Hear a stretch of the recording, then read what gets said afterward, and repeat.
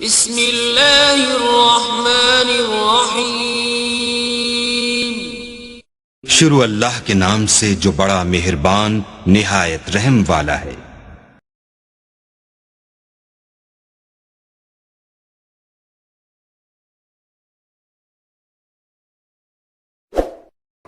رب اشرح لي صدري ويسر لي امري واحلل عقدة من لساني يفقهوا قولي لا حول ولا قوة الا بالله العلي العظيم اعوذ بالله السميع العليم من الشيطان اللعين الرجيم بسم الله الرحمن الرحيم الحمد لله رب العالمين والصلاة والسلام على اشرف الانبياء والمرسلين خاتم النبيين مولانا ومولى الثقلين جد الحسن والحسين بالقاسم محمد وآله الطيبين الطاهرين المعصومين المظلومين واللعنة الدائمة الباقية على أعدائهم أجمعين من يوم عداوتهم إلى قيام يوم الدين أما بعد فقد قال الله الحكيم في كتابه الكريم بسم الله الرحمن الرحيم تلك الجنة التي نورث من عبادنا من كان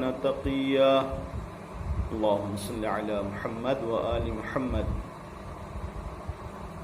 مجلس شہادت امام محمد تقی علیہ السلام کی مناسبت سے رکھی گئی ہے، لہذا سب سے پہلے ناظرین کی خدمت میں امام محمد تقی علیہ السلام کی شہادت کی مناسبت سے تعزیت اور تسلیت پیش کرتے ہیں۔ پروردگار عالم کی بارگاہ میں دعا ہے کہ پروردگار ہمیں امام کی سیرت پر چلنے کی توفیق کرامت فرمائے اور آخرت میں ہمارا ہاتھ دامن اہل بیت سے متمسک رہے اور ہمیں امام محمد تقی علیہ السلام کی شفاعت نصیب ہو۔ ماہ ذی قعدہ کے آخری ایام اور ماہ ذی قعدہ کی آخری تاریخ منسوب ہے شہادت امام محمد تقی علیہ السلام سے۔ چنانچہ آیہ مبارکہ جس کی تلاوت آپ کی خدمت میں پیش کی گئی وہ سورہ مریم کی 63 نمبر کی آیت ہے، جس میں پروردگار عالم یہ اعلان فرما رہا ہے کہ ہم جنت کا وارث ان لوگوں کو بنائیں گے کہ جو تقی ہوں، یعنی جو صاحبان تقوی ہیں، جنہوں نے یہ عنوان کسب کیا ہے، جو متقی کہے جا سکتے ہیں، جو تقی کہے جا سکتے ہیں، پروردگار عالم انہیں جنت کا وارث بنائے گا۔ تو جو خود سے تقی بن جائے اسے پروردگار عالم جنت کی وراثت عطا کرتا ہے، تو جس کو خود پروردگار عالم تقی کا خطاب دے وہ بطریق اولا جنت کا وارث ہوگا۔ امام محمد تقی علیہ السلام کی زندگی کا مختصر خاکہ بیان کر کے اور چند واقعات امام کی زندگی کے تعلق سے بیان کر کے اور کچھ جملے مصائب کے اور ختم و دعا۔ امام محمد تقی علیہ السلام سب سے کم سن امام ہیں اور تمام ائمہ میں سب سے کم عمر امام محمد تقی علیہ السلام کی ہے۔ سن 195 ہجری میں امام کی ولادت واقع ہوئی اور سن 220 ہجری میں امام کی شہادت واقع ہوئی۔ کل 25 سال کی عمر امام محمد تقی علیہ السلام نے پائی۔ امامت کے امتیازات میں سے ایک امتیاز کم سنی میں منصب امامت پر فائز ہونا بھی ہے، انشاءاللہ اس سلسلے میں گفتگو کریں گے۔ پہلے اس مختصر خاکے کے جو چند اجزاء ہیں وہ بیان کر دیں۔ 25 سال کی عمر امام نے پائی، جس میں 17 سال مقام امامت پر فائز رہے۔ سن 203 ہجری سے لے کر سن 220 ہجری تک منصب امامت پر فائز رہے۔ آپ کی شادی مامون نے ام الفضل اپنی بیٹی سے کیا تھا، لیکن ام الفضل سے شادی کا جو مقصد تھا مامون کا وہ امام کے اوپر ایک نگہبان بٹھانا تھا یا امام کے اوپر ایک جاسوس مقرر کرنا تھا، اور پروردگار عالم نے تمام مصلحتی شادیوں کا یہ انتظام رکھا کہ انہیں اولاد کی نعمت سے محروم رکھا تاکہ وہ فتنہ وہیں ختم ہو جائے اور اس کے آگے نہ بڑھنے پائے۔ لہذا ام الفضل سے کوئی اولاد نہیں تھی۔ دوسری زوجہ امام کی جناب سمانہ مغربیہ ہیں جو امام علی نقی علیہ الصلوۃ والسلام کی اور دیگر اولاد کی ماں ہیں۔ امام کے 2 بیٹے اور 4 بیٹیاں لکھی گئی ہیں۔ 2 بیٹے میں ایک امام علی نقی علیہ الصلوۃ والسلام ہیں اور دوسرے بیٹے کا نام جناب موسیٰ ہے جو جناب موسیٰ مبرقہ کے نام سے مشہور ہیں۔ جناب موسیٰ مبرقہ بھی بہت ہی عظیم شخصیت اور عظمت کے مالک ہیں کہ جن کی قبر اور جن کی مزار شہر مقدس قم میں چہل اختران کے نام سے ایک مقام ہے، قبرستان ہے۔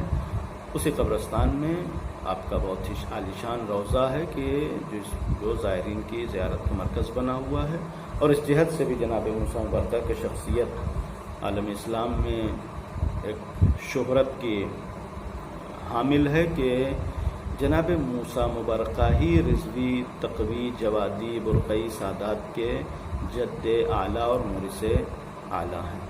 لہذا جناب موسیٰ مبرقہ کی شخصیت بھی بہت ہی باعظمت شخصیت ہے۔ اور 3 بیٹیوں میں ایک بیٹی جناب حکیمہ خاتون ہے کہ جو جناب حکیمہ خاتون کی بھی تاریخ میں کافی شہرت ہے۔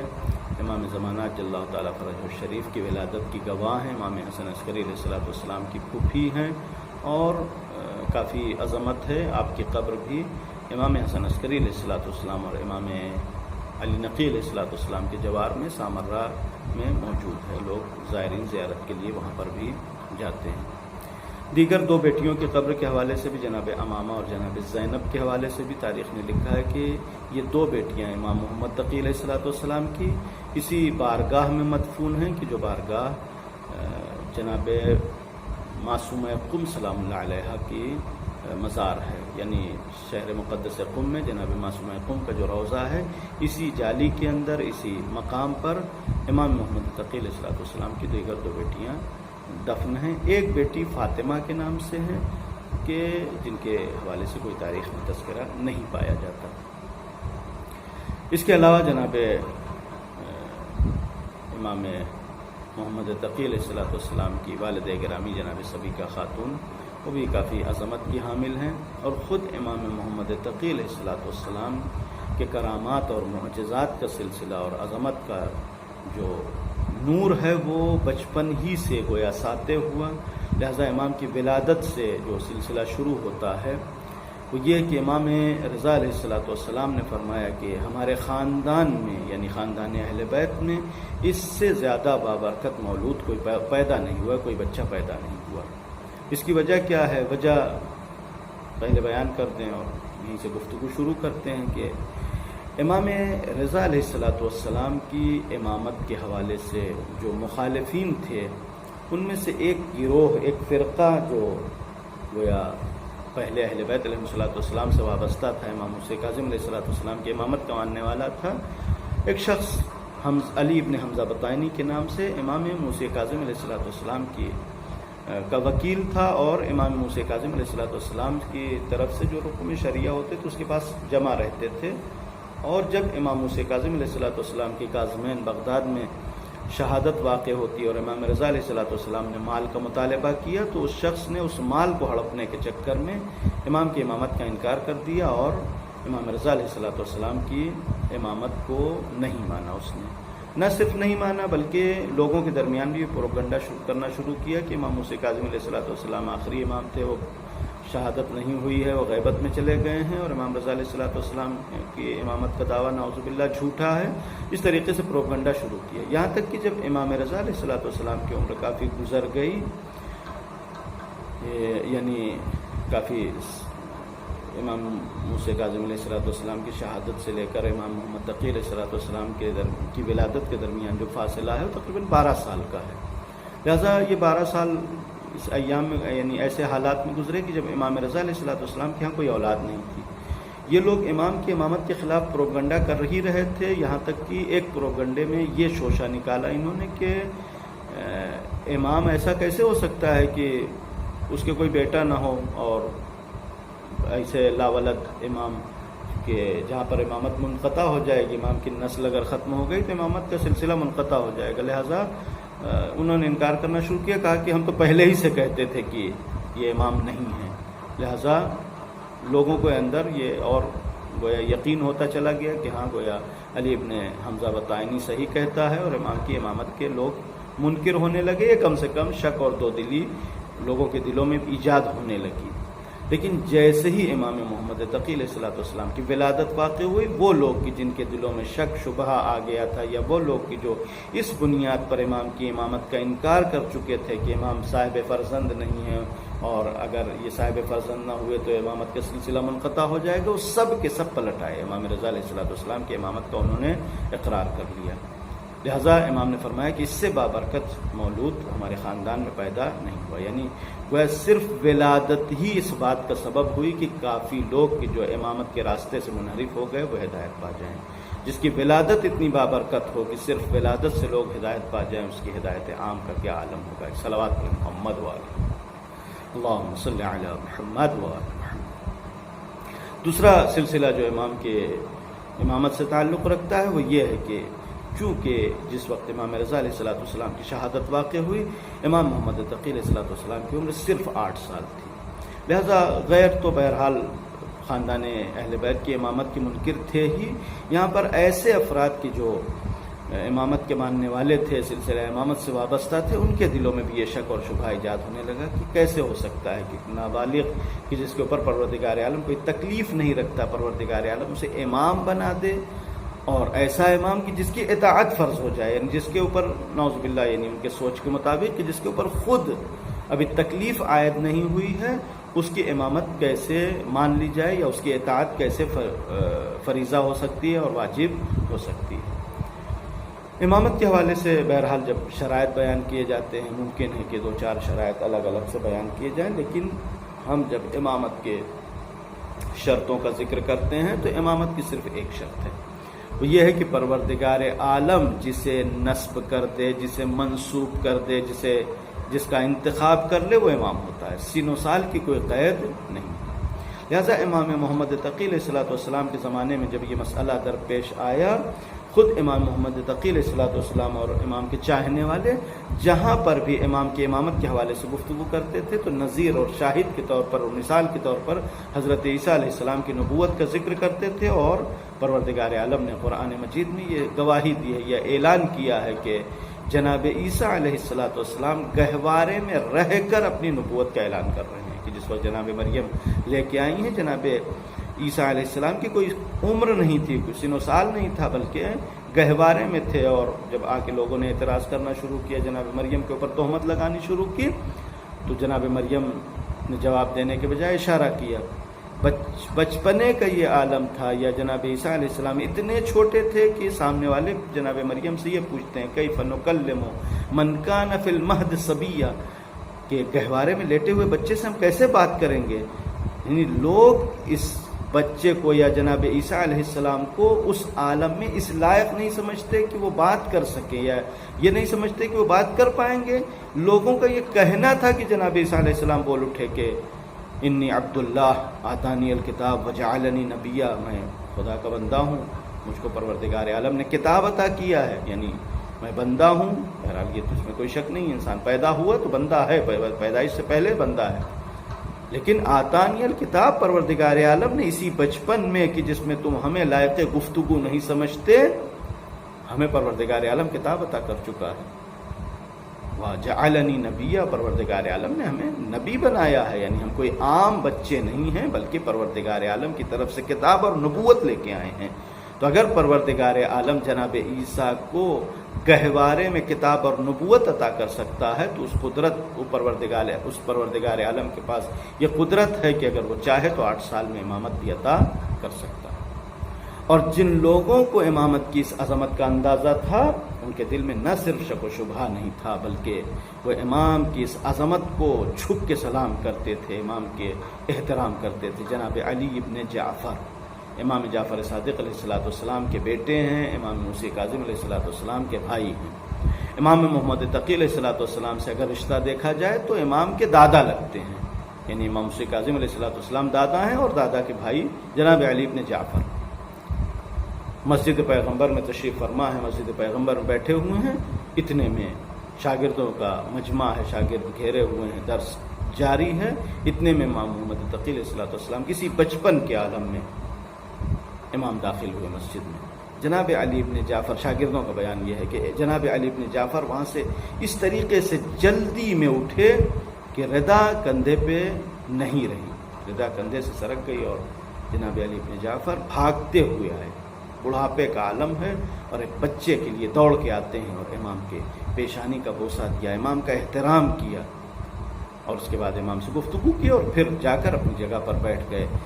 جس وقت اپنی جگہ پر جناب علی ابن جعفر بیٹھے، جن شاگردوں کو یہ بات پسند نہیں آئی تھی، یہ منظر اچھا نہیں لگا تھا، انہوں نے جناب علی ابن جعفر سے کہا کہ یہ آپ نے کیا کیا؟ ایک بچے کے سامنے اس طریقے سے خاضع ہوتے ہیں، اس طریقے سے جھک کے اس بچے کا احترام کرتے ہیں۔ جناب علی ابن جعفر نے کہا اس میں اعتراض کی کون سی بات ہے؟ جناب علی ابن جعفر نے اپنی داڑھی پکڑی اور داڑھی پکڑ کے کہتے ہیں کہ اگر پروردگار عالم نے اس داڑھی کو اس لائق نہیں سمجھا کہ اسے منصب امامت عطا کرے اور اس کے مقابلے میں اس بچے کو اس لائق سمجھا کہ اسے منصب امامت عطا کر دیا جائے، تو ہمارا فریضہ بنتا ہے کہ جس کو پروردگار عالم نے منصب امامت دیا ہے ہم اس کے سامنے اس طریقے سے جھک جائیں، اس کا اس طریقے سے احترام کریں۔ درود پڑھیں محمد وعلیہ اللہم صلی علی محمد وعلیہ۔ یہ عظمت، یعنی یہ وہ لوگ ہیں کہ جو امام کی معرفت رکھتے ہیں۔ امام کی معرفت یعنی پروردگار عالم نے جسے منتخب کر دیا، جس کا انتخاب کر دیا، وہ امام ہے، چاہے وہ سن و سال کے کسی بھی سن میں ہو، کسی بھی عمر میں ہو۔ لہذا فرق نہیں ہوتا کہ چاہے مولا کائنات کو 33 سال میں امامت ملے، 33 سال میں امامت ملے، یا امام محمد تقی علیہ السلام کو 8 سال کی عمر میں، امام علی نقی علیہ السلام کو 9 سال کی عمر میں۔ لہذا بہرحال سن و سال کی کوئی قید نہیں، بلکہ پروردگار عالم جسے منصب عطا کرتا ہے اس کو اہلیت اور اس کو وہ کرامات اور معجزات بھی عطا کرتا ہے۔ اور یہ صرف ایسا نہیں ہے کہ چونکہ ہمارا عقیدہ ہے، ہمارا لگاؤ ہے، لہذا ہم یوں ہی گن گا رہے ہیں، ان کے قصیدے گا رہے ہیں، بلکہ اسی بچپن کے عالم میں امام نے لوگوں کے اندر یہ ثابت کر دیا، لوگوں کے سامنے یہ ثابت کر دیا کہ واقعاً پروردگار عالم جسے رسالت دیتا ہے، جسے ذمہ داری دیتا ہے، جسے منصب عطا کرتا ہے، پروردگار عالم پہلے اہلیت دیتا ہے، پہلے اس کو لیاقت دیتا ہے، پہلے اس لائق بناتا ہے اور اس کے بعد پھر اس مقام پر لے کے آتا ہے۔ جس وقت امام رضا علیہ السلام کی شہادت واقع ہوئی اور اس کی وجہ سے کچھ بنی عباس کے درمیان جو خلفشار تھا مامون کے خلاف وہ کچھ کم ہوا، لیکن پھر بھی جو خاندان اہل بیت کے ماننے والے تھے، جو علوی تھے، ان کی طرف سے جو شورشیں تھیں اس کو اور خاموش کرنے کے لیے، دبانے کے لیے مامون کو ضرورت تھی کہ خاندان اہل بیت سے اپنی وابستگی کا اظہار کرتا رہے تاکہ کوئی ادھر سے خلفشار نہ ہونے پائے، ادھر سے کوئی شورش نہ ہونے پائے۔ لہذا اسی طریقے سے جس طریقے سے امام رضا علیہ السلام کو بلا کر اپنے قریب بٹھایا یا اپنے قریب بلایا تاکہ لوگوں کے اندر یہ شائع کیا جا سکے، یہ مشہور کیا جا سکے کہ ہمارے اور ان کے درمیان کوئی اختلاف نہیں، اسی طریقے سے امام محمد تقی علیہ السلام کو بھی خود سے قریب دکھانے کے لیے مامون نے جو چال رچی وہ یہ تھی کہ امام کو بلایا اور امام کو بلانے کے بعد لوگوں کے درمیان یوں ہی اعلان کر دیا کہ ہم امام کے ساتھ اپنی بیٹی کا عقد کرنے جا رہے ہیں۔ امام کی عمر بھی اس وقت بہت زیادہ نہیں تھی، یہ واقعہ تاریخ نے لکھا ہے، سن 211 اور 210 11 ہجری کا واقعہ ہے کہ جس وقت امام بغداد آئے اور بغداد میں اس بات کا اعلان ہوا تو عباسیوں کے درمیان پھر ایک گویا شور غل مچا اور ایک اعتراض شروع ہوا کہ ایک مرتبہ خاندان اہل بیت کے فرد لا کر تم نے ولی عہد بنایا اور اس کے بعد پھر تم دوبارہ پھر وہی کام کرنے جا رہے ہو۔ اگر مثلا ان کے بقول کہ امام رضا علیہ السلام سے چھٹکارا مل گیا اور پھر اب دوبارہ تم اہل بیت کے خاندان سے قریب ہونے جا رہے ہو. مامون چونکہ بہت ہی مکار، بہت ہی عیار، بہت ہی سیاست باز انسان تھا، لہذا وہ اپنے مقصد کو ظاہر نہیں کرتا تھا. یہی وجہ ہے کہ تاریخ میں بہت سارے لوگ ایسے ہیں کہ جو امام رضا علیہ السلام مامون کے لیے یہ لکھتے ہیں کہ امام رضا علیہ السلام سے اس کو والہانہ لگاؤ تھا، جبکہ تاریخ نے لکھا ہے کہ خود امام رضا علیہ السلام نے ولایت عہدی کے موقع پر اپنے بعض خالص اصحاب سے، اپنے بعض خصوصی گویا دوستوں کے درمیان اس بات کا اظہار کر دیا کہ یہ ولایت عہدی ہمارے لیے مبارک نہیں ہوگی، بلکہ یہ شخص خود ہمارا قاتل ہے، یہ ہم کو قتل کر دے گا. کوئی دوستی کا مسئلہ نہیں تھا، صرف اپنی حکومت بچانا چاہتا تھا، لہذا اپنے نیت کو کسی پر ظاہر نہیں ہونے دیتا تھا. لہذا جب عباسیوں نے اعتراض شروع کیا تو کہا اگر تمہیں اعتراض ہے کہ اس کے اندر کوئی صلاحیت نہیں ہے، وہ چاہے تو تم جس کو اپنا فقیہ سمجھتے ہو، جس کو بزرگ سمجھتے ہو، جس کو عالم سمجھتے ہو، اس کو بلاؤ اور اس سے مناظرہ کرا دو. لوگوں نے اپنی طرف سے درباری عالم یحییٰ ابن اقسم کا انتخاب کیا اور امام محمد تقی علیہ السلام سے مناظرے کی دعوت کی. امام محمد تقی علیہ السلام نے ایک سوال یحییٰ ابن اقسم نے امام سے پوچھا جو حج کے کفارے سے متعلق تھا، اور اس کے بعد امام محمد تقی علیہ السلام نے بھی بعض نقل کی بنیاد پر ایک سوال یحییٰ ابن اقسم سے کیا کہ جس وقت یحییٰ ابن اقسم نے سوال کیا، امام محمد تقی علیہ السلام نے جواب دیا کہ بھائی تمہیں سوال ہی کا اندازہ نہیں ہے کہ جو سوال تم کر رہے ہو یہ ایک سوال نہیں ہے بلکہ اس سوال کی 24 شقیں ہیں. یہیں پر گویا یحییٰ ابن اقسم مات ہو گیا، مبہوت ہو گیا کہ جس کو سوال کرنے کی تمیز نہ ہو، جواب دینے کے لائق کیسے ہو سکتا. لہذا ایک مستقل یہ جو دور تھا امام محمد تقی علیہ السلام 2 مرتبہ بغداد آئے ہیں، ایک مامون کی زندگی میں، اور مامون نے یہاں پر جب ابو الفضل سے شادی کر دیا تو واپس کر دیا اور مدینے چلے جاتے ہیں. وہاں دوبارہ پھر 218 ہجری میں معتصم نے بلایا ہے اور اس کے بعد پھر امام محمد تقی علیہ السلام سے 2 سال گویا بغداد میں قیام کیا اور اس کے بعد امام کی شہادت واقع ہوئی. شہادت کا جو واقعہ باعث ہوا، ابو داؤد نام کا فقیہ اور عالم تھا، درباری عالم. بہرحال یعنی درباری عالم سے آپ سمجھ سکتے ہیں کہ درباری عالم کس کیٹیگری کا ہوتا ہے، یعنی اس کو علم سے مطلب نہیں ہوتا، اس کو دربار سے مطلب ہوتا ہے.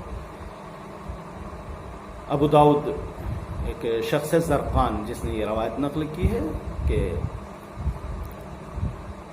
معتصم کے دربار میں ایک چور پکڑ کے لایا جاتا ہے. چور لایا گیا اور معتصم نے پوچھا کہ چور کی سزا کیا ہے اسلام میں.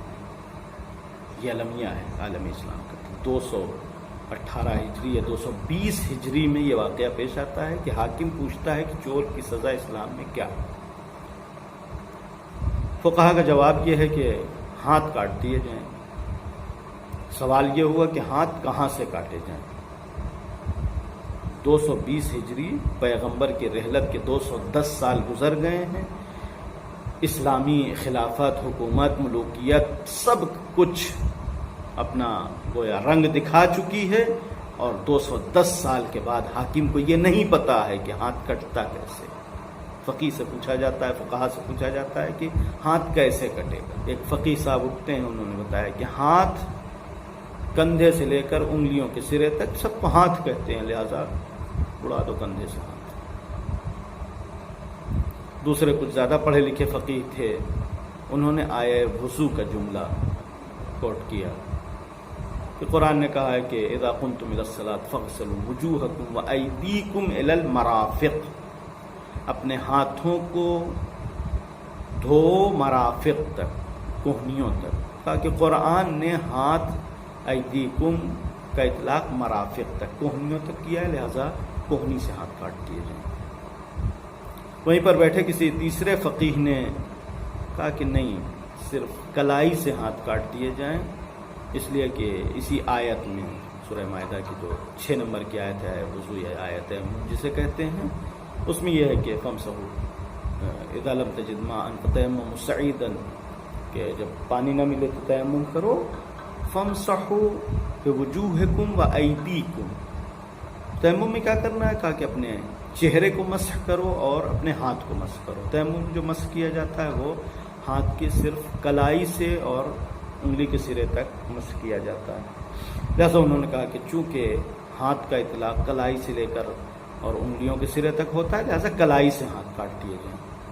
جب یہ فقہا اپنی گویا حرزہ سرائی کر چکے تو معتصم نے پوچھا امام محمد تقی علیہ السلام سے کہ فرزند رسول آپ کیا کہتے ہیں؟ امام نے فرمایا کہ تمہارے فقہا نے تو مسئلہ بیان کر دیا ہے، اب ہمیں بیان کرنے کی کیا ضرورت ہے؟ کہا کہ نہیں، آپ بیان کریں۔ امام محمد تقی علیہ السلام نے فرمایا کہ اس کی صرف 4 انگلیاں کاٹی جائیں گی، اس لیے کہ پیغمبر اکرم صلی اللہ علیہ وآلہ وسلم نے ارشاد فرمایا کہ اعضائے سجدہ 7 ہیں، 7 مقام انسان کے بدن میں، 7 چیزیں اعضائے سجدہ: پیشانی، ہاتھ کی دونوں ہتھیلیاں، پیر کے دونوں گھٹنے اور پیر کے دونوں انگوٹھے، یہ 7 مقام اعضائے سجدہ ہیں۔ اور قرآن مجید کا یہ حکم ہے ان المساجد للہ، جو اعضائے سجدہ ہیں وہ اللہ کے لیے ہیں، جو اللہ کے لیے اس کو نہیں کاٹا جا سکتا۔ لہذا ہاتھ کی ہتھیلی چونکہ اعضائے سجدہ میں سے ہے، لہذا نہیں کاٹی جائے گی۔ سارے درباریوں نے بڑی اس حکم کو پسند فرمایا، اور لیکن ابو داؤد کے دل میں یہ کینہ بیٹھ گیا۔ 2 دن کے بعد رات کی تاریکی میں معتصم کے پاس آیا، اور آنے کے بعد کہتا ہے کہ اعلیٰ حضرت جہاں پناہ، آپ نے امام محمد تقی علیہ السلام کے حکم پر عمل کر کے بہت غلط کیا، ہم آپ کی حمایت کرتے ہیں اور لوگ آپ کو مانتے ہیں، اور ہم بھی لوگوں کو آپ کی طرف راغب کرنا چاہتے ہیں، لیکن اگر آپ اہل بیت کے حکم کو دربار میں ماننے لگے تو دھیرے دھیرے لوگوں کا اعتبار ہمارے اوپر سے، آپ کے اوپر سے اٹھ جائے گا، اور لوگ اہل بیت کو ماننے لگیں گے، ان کو لہٰذا یہ کام نہیں کیا جا سکتا۔ معتصم کو بھی بات سمجھ میں آئی۔ ام الفضل جو میرا بہن تھی معتصم کی، ام الفضل سے بات کیا، اور ام الفضل اس گویا پلید کام کے لیے تیار ہو گئی کہ امام کو زہر دیا جائے، کھانے میں، یا بعض روایات میں انگور میں، بعض روایات میں انار میں۔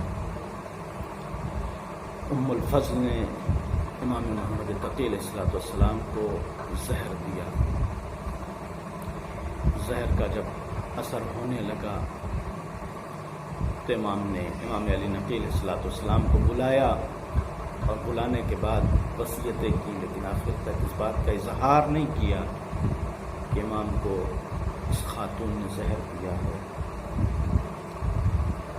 ائمہ علیہ السلام سب کے سب مظلوم ہیں، لیکن مظلومیت ایسے مقام پر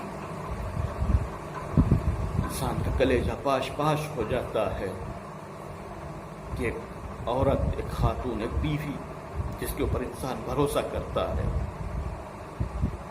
وہ انسان کو دغا دے، تو پھر انسان کس کو ایسے وقت میں، انسان تنہا ہوتا ہے، انسان اکیلا ہوتا ہے، تو ایسے وقت میں اپنی بیوی کو بلاتا ہے، لیکن اس کی شقاوت کی بنیاد پر کوئی امام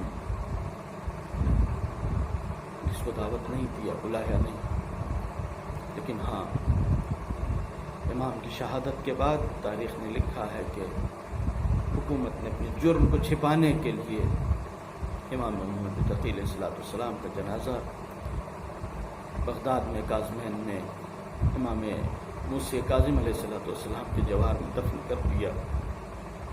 میں قربان جاؤں، جس امام کے جوہر میں دفن ہوئے وہ امام اتنا مظلوم تھا کہ بغداد کے پل پہ اس کا جنازہ پڑا رہا، اور جس سرزمین پہ دفن ہوئے وہ سرزمین عراق تھی۔ اسی عراق میں اہل بیت کے لیے وہ وقت آیا تھا، وہ وقت تھا کہ جب جناب زینب نے اپنے بھائی کے لاشے کو دیکھا، لاشا پامال ہو چکا تھا۔ پامالی کا عالم یہ تھا کہ زینب خود اپنے بھائی کے لاشے کو نہ پہچان سکی۔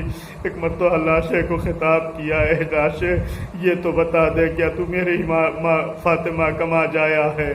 تو کیا تو ہی میرا بھائی حسین ہے؟